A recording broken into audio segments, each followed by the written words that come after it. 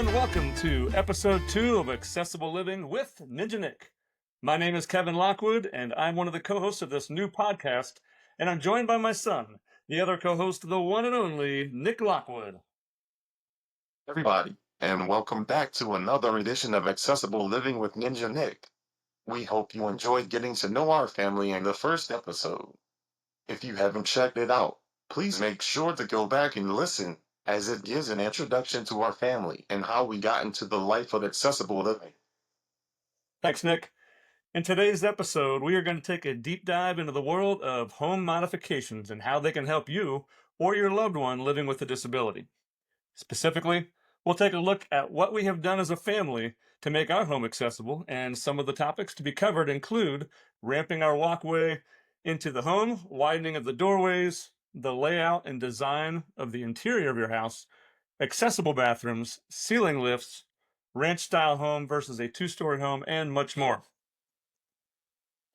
In addition, we have two very special guests joining us today. In just a few minutes, we are going to interview William and Heidi Johnson from Medfield, Massachusetts. Back in 2005, their family was featured on Extreme Makeover Home Edition and were able to have their home completely rebuilt by the show in just 1 week.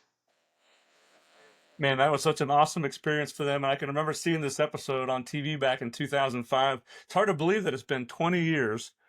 The show, if you're not familiar with it, how it works, picks a family each episode who has sent in a audition tape to come into their home to learn about their specific needs and then send them on a vacation for a week while a huge team of people come to their property and home, completely remodel, or in some cases, as in the Johnson family, tear down the old home and build new in just 1 week. It's really a phenomenal experience. And then at the end of the week, the family comes back into town for the big reveal of their home, and fans of the show, including ourselves, got to hear Ty Pennington yell those famous words, "Bus driver, move that bus!"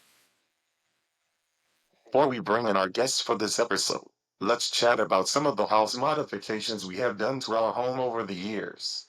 Yep. So our family was blessed by a very special financial gift in 2007 that allowed us to do a bunch of things to our home, kind of like a mini Extreme Makeover Home Edition. We had a donation that was given to us. We wanted to make sure that we were using the donation wisely. So we had a wish list of the things that we wanted to get done into our home, such as knocking down a wall in the middle of the house to give it like an open floor plan. So before that, we had this big wall right down between the kitchen area and the living room. Get rid of that wall and try to make our home and the area that we use the wheelchairs as accessible as possible. So knocking that wall down was absolutely huge. Another, just an idea that we came up with was trying to like rearrange the furniture that's in the living area that we do have. So just a simple thing like moving the coffee table that a lot of people in a lot of families would have a regular coffee table out in front of the couch, get rid of it. For our needs, at least, we have two wheelchairs in the house, and it just didn't make sense to have that coffee table taking up that much floor space in the living room. So we get rid of the coffee table. We made an accessible bathroom, and we had a shower and a bathtub with a ceiling lift that was placed into that. So we got a ceiling lift that goes from Emma's room and Nick's room down the hall that basically Hoyer lifts them up into the sling, can put them into a chair or into a shower chair, and then wheel them down the hall to their respective areas in the bathroom, either the shower or the bathtub.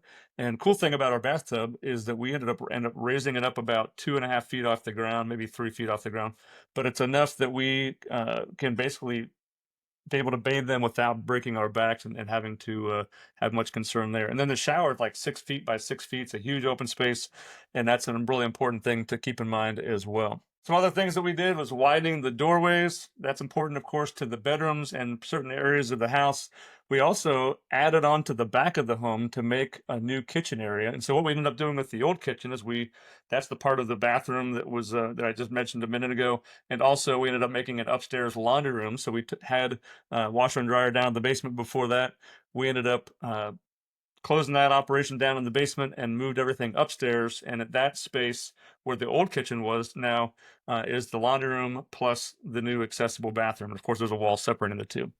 So we live in a 3-bedroom ranch, but the way our house sits on the land on the back side of the house, it's elevated enough to basically make it a 2-story from the backside. So we had chosen early on in this house to get an elevator lift system installed in the house that would go from Emma's corner of her room down to the garage, which is under the house, and on the same floor as the basement. Hopefully that all makes sense. But to be completely honest, this elevator, I think, was a little bit of a mistake We really didn't use it that much. That's an important thing when you start thinking about home modifications is the need that you have and what is the long-term need, and is it really something you're going to use on a day in, day out basis.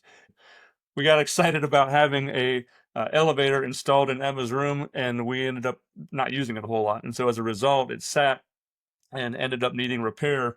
Seems like every year or every couple of years we're having to call the company back in to make some modifications and repairs on it. And it just came to realization at one point about 7 years ago. We said, we're really not using this elevator anymore. Let's put it up on Craigslist and see if we can sell it. And we had a family that was interested that came in. And the deal was they had to come in and disassemble it, because I had no knowledge how to disassemble this thing and haul it out of here.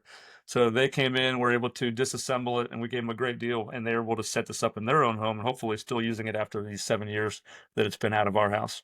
So to get into the house, ideally, you need to have a ramp. And so we were able to have a contractor redo our walkway into the home and poured new concrete. And so it was able to ramp it basically from the driveway right on up into the house, so there's no steps. And that's going to be a really important thing as well. And there's certainly other ways to go about that. That's maybe a little bit more of an expensive way to do it, but certainly there are many, many ramps on the market out there, whether it be like steel ramps or wooden ramps that can be built. It's important to not have to worry about the steps up into the house if at all possible, because it becomes obviously a hindrance to yourself as you're trying to get your child or your loved one into the house. So here's the process that we went through to get the ball rolling. We first had to get an architectural technologist or an architect who was able to complete the design process for us. By the way, the first one I mentioned is a little bit better as far as expenses are concerned. The architect's going to cost a lot more money. After the plan, though, was in place, we got 3 different contractors to bid our project. And so all 3 of the contractors were quite different in price and what they offered. And we ended up hiring the guy in the middle, as he offered materials and finishing touches that were kind of middle of the road as far as pricing is concerned. And there's a huge range in pricing, as you might imagine. You can get really high-end kitchen cabinets with fancy kitchen appliances, or you can save money and get some middle of the road kind of stuff as well. Tile work can fluctuate. If you're working in a bathroom, or for example, that can fluctuate a ton. So we went with kind of a basic tile and kept it relatively simple for the bathroom design. It was a several month process that involved us needing to move out of our home while they cut into the existing home. So figuring out the logistics of moving out with medical equipment, special beds, furniture was a huge challenge for us, but we were able to make it happen.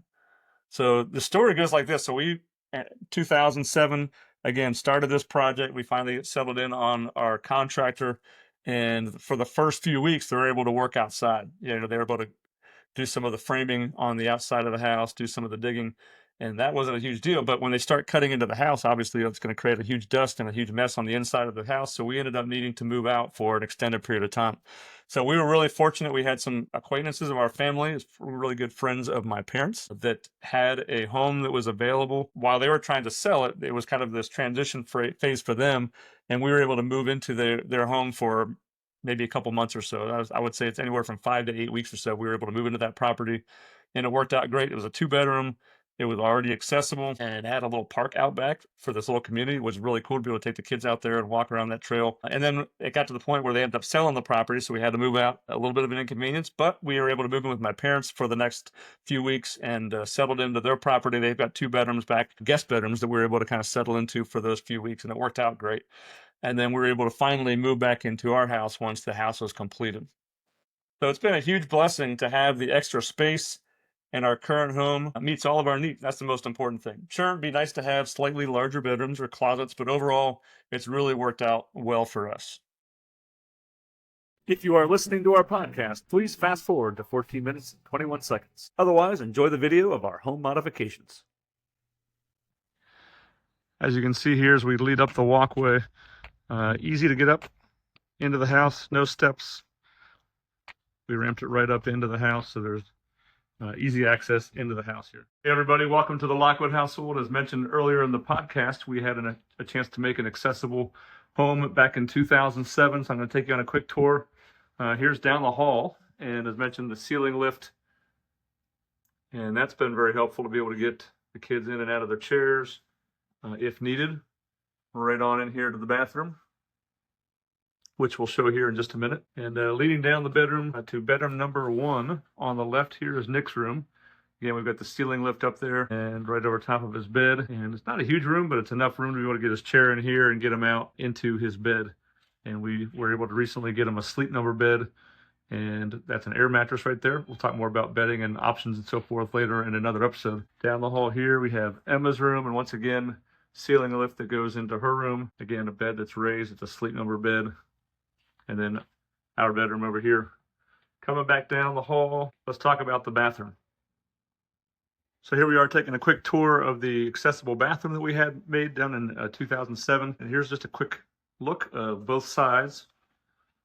And again, this was used to be the old kitchen area of our house. And so we ended up using quite a bit of this space. We've got the accessible tub over here, the ceiling lift that comes right over top of the bathtub. And as you can see, it's raised up off the ground by 2.5 feet or so. And then the dimensions over here in the shower are actually 6 by 4. I think I made a mistake when I was referring to the dimensions earlier, but that's about the right size, I think, for a nice size walk-in shower. You can see we have no step up here. It just can roll right up in there.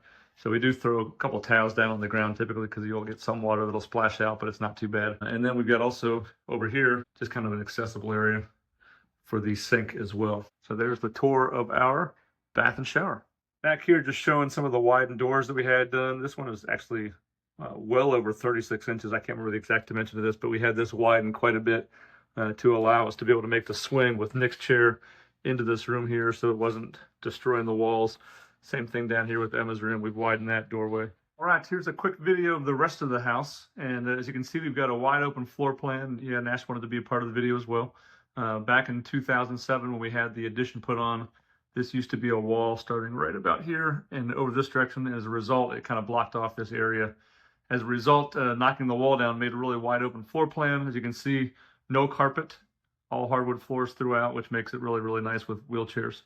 And then wide open floor plans that kind of come around the corner here. You can kind of see we've tried to create just a really nice open environment here. And over here, got rid of the coffee table in front of the couch. Didn't need that, got rid of it.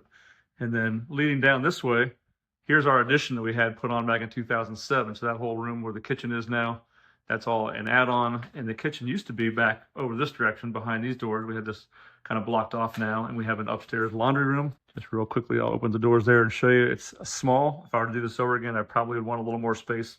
We have enough room for our washer and dryer. And then we kind of use this floor space out here if we need to bring some stuff out to fold or whatnot. And so our kitchen used to go this direction, and on the other side of that wall that I just showed you where the laundry is, that's where the accessible bathroom is. And then leading out to the back of the house here, this is kind of blocking right now. We've got some plants that were growing, but these are 2 French doors that we just had recently installed. Look at that. Nash wants to go outside. Let's see. So we can open these French doors. Again, we have 2 doors here that open up nice and wide, leading out to our accessible area back here. And I'll just kind of show you back here. We've got a huge driveway. This wind's probably going to pick up a little bit, so I apologize. But big driveway over here, big driveway over here. There's a door on the other side of that, you can see. And we have a big patio that we just had installed as well down here. That's all accessible so the kids can come down in their wheelchairs onto the concrete patio down here at the bottom. So hope you've enjoyed the quick tour of our house. And let's now welcome the Johnson family from Medfield, Massachusetts. We are very excited to have 2 special guests with us today who had an incredible opportunity 20 years ago to be featured on ABC's Extreme Makeover Home Edition. This is a show that began in 2004 and ran an impressive 8 years on ABC before airing on HGTV for a couple of seasons, and now it's in its 11th season as it had a spin-off here in 2025. So it's had over 200 plus episodes helping families that had a specific need in their home. And the team from the show would surprise the family with, "Good morning, Johnson family." And they would spend a little time getting to know the family, their needs they have for their home. And then they would basically send them on a 1-week vacation. And in the meantime, the team from ABC and many others from around the community come together to remodel, or in this case, demo, and rebuild the home in just 1 week. It's really an extraordinary process to see and watch the process become one of our favorite shows to watch back when it was on TV back in the early 2000s. So one of those families, as I just mentioned, that was featured, the Johnson family from Medfield, Massachusetts. So welcome. We're happy to have you guys on the show. Thanks. We're so excited to be with you It'll guys. be a fun time. Thanks so much for joining us on the podcast. The Johnsons are, like I mentioned, in Medfield, a town which is just outside of Boston, Massachusetts. And we have a couple things in common right off the bat. We thought we'd just kind of break the ice with this. We both have a love for our hometown sports teams, specifically the Red Sox for you guys and our Cincinnati Reds. Both teams have a storied franchise with so much success over the years. And I know the Red Sox and specifically the themed rooms, William, were part of the episode. And so I would like to start off by asking, like, what's your favorite memory as a Red Sox fan growing up? My favorite memory came more recently than successor and early on in the early 2000s. 2018, starting college, I had a roommate from Houston and a friend from New York. They were big Astros and Yankees fans, so I thoroughly enjoyed watching those two series with them, and got a little vindictive pleasure of of beating them. So, Yeah. um, Yeah, William was the youngest through all of the really exciting times in the early 2000s for the Red Sox. But 2004, our family was brought to the park in August. So just prior to them, reversing the curse in October, they brought our family to the park. I should say Kurt Schilling brought our family, who also lives in Medfield or did at the time, brought our family to the park for batting practice. William met all the players. We toured the whole park up on the monster seats. We did everything. And actually, as we were leaving, the whole team signed a bat for us. My gosh, that's awesome. And then, fast forward 2 months and suddenly they are World Series winners and we have a bat signed by the team that, broke the curse. It was a pretty big deal. My So goodness. that's the biggest memory for us. In William's bathroom are all the pictures of him posing with each of the players as a 5-year-old. Or not even, you I were was 4. 4, You were yeah. 4, yeah. So he has very little memory other than looking at those pictures. I don't remember much, but David Ortiz's arm is as big as my whole body. Yeah, at the time his arm was. So I'm that's getting goosebumps just hearing the story here. It's just fantastic. it was an amazing day. Yeah. It was I a bet. day. That's really, really cool. So another thing that we have in common between our families is that William and our son Nick and daughter Emma, all three have spinal muscular atrophy. And that's how we got to know your family a little bit. Heidi's sister Kristen lives here in Cincinnati area. And about 22 years ago, my wife Beth and I started the local chapter for Cure SMA. At the time it was called Families of SMA, but since it's changed its name. Kristen somehow had heard about the local chapter getting ready to start up in the Cincinnati area. And with her nephew having SMA, this was her way of kind of getting involved and giving back. And so, even though she wasn't in the same city as her nephew, so we got to know Kristen through the local chapter, and she became one of the leaders in our SMA community and helped plan some of our big fundraisers, such as the annual walk and roll to Cure SMA. And it was a couple years after the Extreme Makeover. I don't know if you remember this, Will or Heidi. I'm sure you probably remember coming to Cincinnati then, and I believe you came to our walk and roll event down at Xavier University and had a chance to meet you guys then as well. Definitely. We remember it fondly. So Yes. I think we So gave you two walks. okay. We actually have a picture of Yeah, one of the walks I'm that's looking on at one the right now. refrigerator, remains on the refrigerator from your walk. So Okay. That's great. yeah, and it's a big family picture with Kristen and her entire family and then our family. So it was a special day. And Yeah, it's that's like awesome. amazing what you guys have done out in that area for SMA. It's been a big fundraiser for us. I think this is coming up. We're having our annual event on Saturday, May 31st, still at the Centos Center at Xavier University. Nice. And it's our 21st anniversary. I think we celebrated 20 years last year. So That's amazing. it's a big deal. It dropped off a little bit after COVID, but we're now trying to pick it back up and get things rolling again. Same here. We have our 25th walk is coming up down in the Wampatuck State Park in earlier May. So Okay, then that's the Cure SMA walk and roll. Yeah. Cure Okay. SMA, led by the Murphy family. So we've Okay, that's awesome. participated ever since his diagnosis. That's fantastic. So getting back to the Extreme Makeover Home Edition. So for those who have not seen the show, tell, and I guess specifically your show that they saw, tell everybody about like your audition tape and kind of what led up to you guys needing to audition for Extreme Makeover. Sure. William, again, was 5, so he has very little memory of this. So I'll take over for a second. I remember being given a piece of paper and saying, "Read this into the camera." Yeah, And yeah. That's it. That's Yeah. all I got. Yeah. Yeah, so we got all the kids to talk on, a sort of an audition tape. My sister Erica, who's a writer, wrote a whole sort of story about our life and living with SMA and what our house was like. We had over that had stairs everywhere and not much space for wheelchairs, and so we were lifting William at the time because he was so little. But we knew that that wasn't a lifelong plan. So we had started a plan to actually build out our house for a first floor bedroom for both Trip and I, as well as William, and a bathroom. So we were sort of working with the town and the historical committee to get approval for that. And we had submitted the application, and lo and behold, suddenly we heard there was a casting call at a mall. And so we took the kids to a casting call at this mall, and there were 5, 7, and 9. And we said, we'll buy you anything at the food court if you just sort of be friendly and polite and all of these things. So bribery worked. So we got there, and it was long lines of people, some in wheelchairs, some with walkers, definitely families. And so we decided to do the food first. And so we filled them up on whatever their wishes were. And then when we went back down, the line had dwindled, and we got up to the table, and they said, "Oh, we recognize your family." So they had gotten the tapes that my sister had sent and the story. And we had noticed when we were watching from over the banister that, people would go to the desk and talk to people for 5 minutes and then walk away with some papers. When we sat down with them for almost an hour, 45 minutes to an hour. And William was kind of intrigued to zoom around in his wheelchair in an open mall, because that was pretty exciting, because we didn't have open space really in our whole home. And so we felt pretty encouraged that they wanted to spend so much time with us. So from there, they kept contacting us for more information about our neighborhood and about the house. And they wanted to interview my dad, send some footage of him, because he was going to do the construction with Trip on the original plan. So it just kind of kept going and going and going. Finally, we heard about a month and a half later that we were down to 5 contestants that were finalists.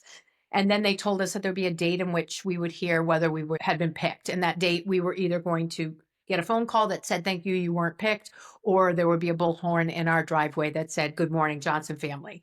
And so that particular morning came, and we all kind of sat in the kitchen excited. A producer from the show did show up at our house, because they said, "Oh, they'd like to be with us either way, to talk us through all that we had been through," because there were legal documents we signed, all sorts of things.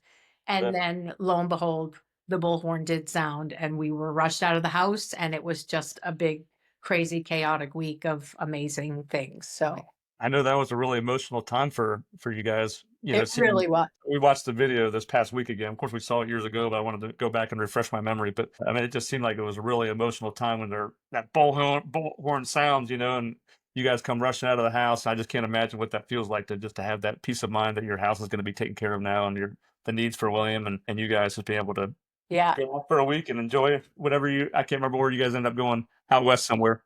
Well, funny enough, we had told they had said, "Pack these just in case you get selected. You should pack this luggage based on this climate." So we packed every bit of Disney thing, anything we owned with Mickey Mouse on it or someone like that, because We watched the show. because we watched the show, and they always sent families like ours to Disney with 5-year-olds and 7-year-olds. And we had honeymooned in Disney. So we felt for sure we were headed to Disney and we're going to be getting the royal treatment down there. So we packed everything Disney, because the climate seemed to line up. They told us to pack for. And then they announced on the camera during the show, "And we're sending you to the Hilton in Phoenix, Arizona." And we all sort of frowned, because we were a little caught off guard. My brother stopped the show and said, "What's that?" Yeah, "What's that?" the 7-year-old says. So we were sort of like stunned, and they're like, "Okay, cut. We're going to have to film that again. And the family, you're going to have to be excited." And we were like, "We're so sorry. Like, we just didn't expect that." And so everyone was confused, like, what are we doing in Phoenix? We knew what we were going to do down at Disney. And we come to find out, like, they had asked me during some of the prep sessions, "Can William travel across the country in an airplane?" And I said, "Oh, it's uncomfortable in an airplane, because he has to sit in a chair that doesn't suit his body. And, it's hard to maneuver him and toilet him. And so a long flight like that's difficult on a plane," which is an honest answer. But I didn't know that ruled out Disneyland. And so, not that Phoenix is much closer to us, it's only a little bit closer, but they couldn't send us to Florida because it was hurricane season. So that's why Disney came off the map. They said that to us after the fact, because I think they realized how confused we were. So I'm sure you guys had a great week regardless. we had an amazing week in Phoenix, doing things we never would have done. So it all worked out. That's great. It did, for sure. Cool. How was that 1 week experience in 2005? What were some of the highlights or great memories that you had from that show? So when we were in Phoenix, we got the royal treatment. We got to stay at the owner of the resort's home at the top of the resort, and it had all been ramped for William, and the cabinets were filled with kid-friendly things that I would never have bought for them, like Lunchables and Pop-Tarts and the kid dream kind of food. Chocolate Pop-Tarts. Chocolate Pop-Tart. And so we had, they had tours of different places all around the area, including a behind the scenes tour at the zoo. That's You remember that, I remember right? the zoo. Feeding Yeah, the elephant. feeding the elephants, and there was a snake, right? A king snake. Yeah. Or something. Yep. We saw Yeah. everything up close and sat on a giant tortoise. Do you remember sitting on the giant tortoise? I do not remember the tortoise. Again, he's 5. So his biggest memory, as we were talking about this, he's like, the one memory I have from Phoenix is I got an Xbox. he got an Xbox, which That was was on big. TV too, right? I think they showed that when you were opening those. Yep, that stuck with me. I remember how hot it was, and I remember being lathered in sunscreen and it dripping in my eyes. I was a very unhappy 5-year-old for that. Yeah, but he got an Xbox. But then it all turned around because, as you know, This guy had to have been like an early days of the Xbox, right? I don't know when the Xbox came out, Yeah, but I this feel like was it might have been the early 2000s. Yeah. this was the first Xbox. Like, Yeah. The first one. That's awesome. It was fun. And the kids hadn't had things like that in their lives. So that was a pretty thrilling. we grew up with like Dig Dug and Pac-Man plugged into the TV. And Yeah, a little. we Atari. loved it. But Yeah. That's my childhood. And Nick's, he likes that stuff too. His room, you can't see right now, probably all of his room, but his room is decked out in all video game stuff. I So see the Super Mario coin block and the mushroom. Yeah. I see that. Nice. he's got the whole room is just decked out in mostly of the classic video games I from the love 80s that. and stuff. Perfect. So the fun stuff. Yeah. So it was really thrilling out there. And we got to actually, it was World Series time, but so the Red Sox lost that season in 2005 in the race towards the World Series in just the divisional I series. think so. And so we were watching that each night out in Arizona, and we're depressed that, of course, they lost. But Yeah. Who are they playing? Chicago, Was it? right? I think it was White Sox. Okay. Yeah, I think it Gotcha. was White Sox, Red Sox. If my memory serves me for 20 Yeah. years, which is, maybe fact check that. Right. Gotcha. So next question I have for you guys, so how is the home that they built for you, Extreme Makeover, how's that impacted your family? I mean, I know it impacted obviously that first few weeks and just the whole honeymoon of it, but over the next 20 years, how has that impacted you guys? Yeah, it's truly a gift. Amazing. Again, I still marvel at it 20 years later. I look around and I think, how did this happen for us? It changed everything about William's ability to integrate with our family because before we had to lift him upstairs. He really couldn't tool around by himself very comfortably in the tiny space. And now he's got open floor plan. Everything's accessible for him inside and out. We also have used it as a tool for fundraising for Cure SMA, which has been awesome. I have a friend whose band would set up their band in the corner. We'd take all the furniture out and we'd invite 200 people in and have a big fundraiser and raise, $12,000 or $15,000 for SMA each year. Yeah. And so we used the house that way. The backyard, it was a baseball field. So we did home run derbies that were fundraisers in the backyard. So it was amazing. And from the get-go, so they pack up all your things, everything you own, and they put it in storage and you come back and everything's been replaced. They didn't replace the husband or the children, but everything else is replaced. You want to replace me? Well, I don't think I would replace you. I'll take it. Maybe your brother. So then we went to a storage facility to look at all our stuff and we thought, what are we doing? We don't need all of this. So we sort of had a giant yard sale and we raised over 60 grand selling our past life off. And, Kurt Schilling showed up and signed some autographs to help that number go up higher. But that was another tool that this house allowed us to do to raise money for a cause so near and dear. So, and it's William's back home, much to his dismay, after living independently for college, and has every perfect setup in his room. I mean, everything is set up for him to function at the best possible way, right? Yeah, It's awesome. You have a favorite room in your house? Have the themed rooms changed over time as the kids got older? Yeah, so favorite room remains family room, the Red Sox room, as we dubbed it. It's just been, especially growing up, it's the big family area that we go to for sporting events, for any sort of I remember I have fond memories watching 2007 Michael Phelps swimming in the Beijing Olympics, watching the Celtics make it to the finals in 22, win last year there. Patriots Super Bowl games. That's where we go for all these events and movie nights growing up and everything. And so it's just always been the favorite room. Only reason it might have changed is because I do love my room now. I close the door and it's fantastically quiet. Yeah, he sort of disappears in his room as an adult, after work and a long day. So, Yes, I bet. but it's been great. Like I would say that is our favorite room too, because that's where all of our most fun memories are. Yeah. Okay. That's awesome. So, Heidi, you already mentioned a little bit about the backyard of being a baseball diamond, but tell the listeners maybe that haven't seen the episode about your backyard. And, obviously it's a baseball field, but there's more to the story than just that. Sure. So they did a sort of scale to size version of the Green Monster wall at the edge of our property with a whole working scoreboard that had a remote control to light up balls and strikes, and we had numbers to slide in for each inning and the names of teams, and they had lights hanging off. It was beautiful. And again, we did home run derby things over the Green Monster. It was great, great fun backyard for the whole neighborhood. Sadly, that Green Monster fell over in 2018, part of the wall in a nor'easter wind. Like the wind was crazy and the wall just collapsed. I've had We've got about a third of it About a still third. up there, About a and third. about a third.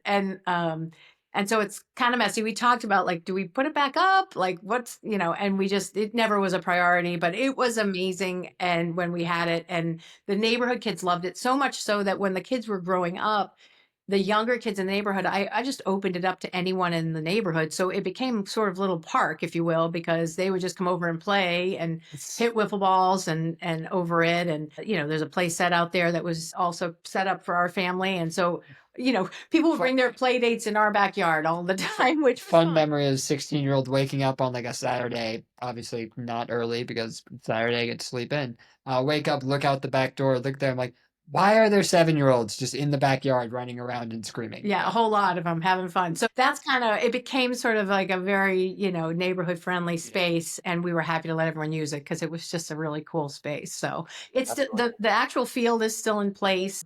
And it was all level and everything easy for William to use. And it was awesome because our old backyard, he couldn't even barely get up to. He went up a very steep hill because it was about 6 or 7 feet higher than where the phone. Yeah, it was an adventure, a dangerous one at that, to get to our backyard. Now it's just beautifully level going in and out of the house up to the backyard for him. And it's perfect. really, really cool stuff. I'm a little jealous of your backyard, to be honest. It sounds like a fun place to be for sure. Yeah. And if you're a Red Sox fan, just that much better. Yeah. I know, this happened 20 years ago, and for the I'm sure first few years, maybe you guys are like local celebrities. You guys still how did that just go as far as getting out in the public, going to the store? Were you guys well recognized around the community, and are you still today? Because it sounds like you're still involved in the community. So I think remain the only 20-something-year-old in a wheelchair full time, and that was true when I was younger too. So I already stood out, and then the community, and then the community helped so much with this house that they all knew about it, and the entire community watched, and so suddenly everyone knew me, and that manifested two things throughout my life. First, I was in kindergarten. I was 5 years old. I got a big head for about a month and a half. Yeah. She got a phone call from my teacher being like, he's getting arrogant and it's not good. Yeah. So I toned that down.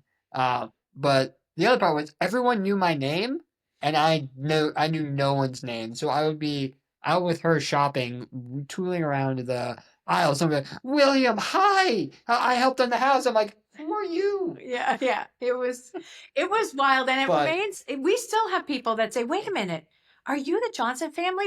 My cousin's best friend worked in your bedroom." We get that a lot, and they were asking for autographs, and simple trips to the grocery store to get a gallon of milk took 45 minutes because every single person that saw us initially.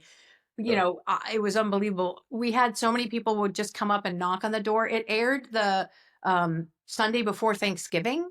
And so the show aired, and on Thanksgiving Day, people knocked on our door to let us open the door so they could peek in, and they would drop off a pie or a bottle of wine. It was very wild. And it happened to be a high school reunion year for me. So we hosted my high school class here, sort of a pregame at the Johnson's new house. So they got a full tour. And then we did an open tour after Thanksgiving for the community and raised, I think in the end, it was about $4,000 or $5,000 for SMA. We didn't ask for you to pay to come in, but we had a giant piggy bank and asked for their donations. And people were so generous, but people could tour around and look at everything. So it was a wild thing, but everyone wanted to talk to us. Everyone wanted to look at this. Like, it was cars drive by. There's still people that will drive by slowly and point. So I know that You know, they've watched they're the episode. realizing this was something. Wow. So yeah, That's 20 years incredible. later. Yeah. Wow. That's interesting. For the listeners who are thinking about making their home accessible or adding some modifications, what would your advice be for them?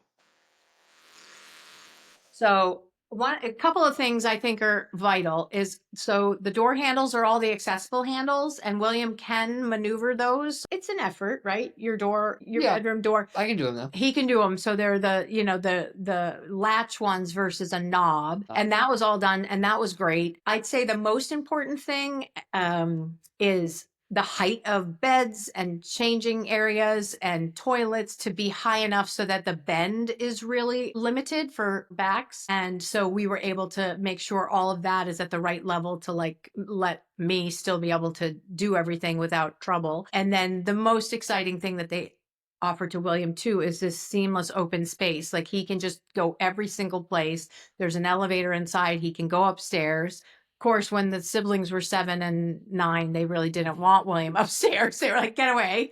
But he could go upstairs in the elevator. His room is next to ours, which has been great because he needs assistance through the night. And so that was new too, to be right next door. So, but the accessible piece of, the bathroom being seamless to the bedroom and all accessible with as few doors to open and close as possible, are key. Yeah. For a build. Obviously the ramps in and out too. Yeah. No, Goes Yeah. without saying. that feels like a given. Yeah. The beautiful ramp on the front of your house, by the way. I love. Yeah, the- they did a nice job. It's really pretty. Is there anything you would have done differently, like looking back and you express your concerns and needs to the team of Extreme Makeover? They do the work, and then now 20 years later, it's like, man, I wish we would have included this or would have done that, or made the elevator a little bit bigger. Is there anything you can think of that would have been maybe a little bit different? Well, what's interesting is that they took me into his bathroom, and his bathroom, they entered us through the main house to go into his bathroom. And it did go from the main house in through his bedroom. So it was considered also the guest bathroom, if you will. And I was like, wait, this is William's bathroom, like literally on camera. I'm so confused because the sink's not accessible and neither's the shower. And why is this also the guest bathroom?